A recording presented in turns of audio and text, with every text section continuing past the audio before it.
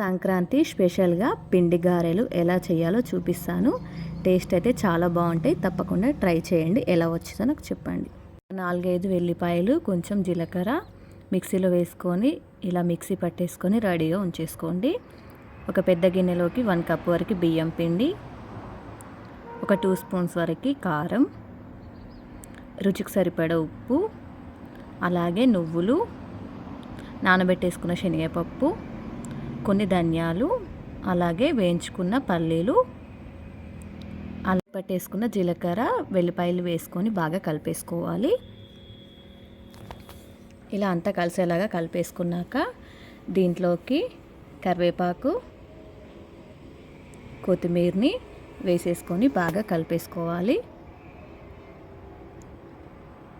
దీంట్లోకి వాటర్ కొన్ని కొన్నిగా వేసుకుంటూ పిండి అనేది కలిపేసుకోవాలి.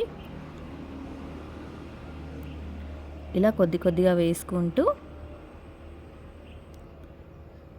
ఇలా పిండి కలిపేసుకొని కొంచెం ఇలా చిన్న చిన్నగా ముద్దలాగా చేసుకొని పెట్టేసుకోండి. ఇప్పుడు అప్పాల మిషన్ మీద కవర్ పెట్టేసుకొని ఇలా ఆయిల్ రాసేసుకొని దాని మీద ముద్ద పెట్టేసుకొని ఇలా ప్రెస్ చేయండి. ఇలా ప్రెస్ చేస్తే మనకు గారె అనేది రెడీ అయిపోతుంది. ఇలా ఒత్తేసుకోవాలి. అన్నింటినీ ఇలాగే ఒత్తేసుకొని ఇలాంటి ఒక క్లాత్ పైన అన్నీ వేసేసుకోవాలి. డీప్ ఫ్రైకి ఆయిల్ పెట్టేసుకొని ఆయిల్ మంచిగా హీట్ అవ్వనివ్వాలి. హీట్ అయ్యాక ఒక్కొక్క గారెని తీసుకుంటూ ఆయిల్లో వేసేసుకోవాలి. ఇలా నిదానంగా తీసుకుంటూ వేసేసుకోవాలి. ఇలా అన్నీ వేసేసుకొని స్టవ్ సిమ్లో పెట్టేసుకొని గారెల్ని నిదానంగా కాల్చుకోవాలి. అప్పుడే టేస్ట్ బాగుంటాయి, అలాగే కరకరగా కూడా ఉంటాయి. ఇలా ఒక సైడ్ కొంచెం కాలాక ఇంకో సైడు తిప్పేసుకోండి.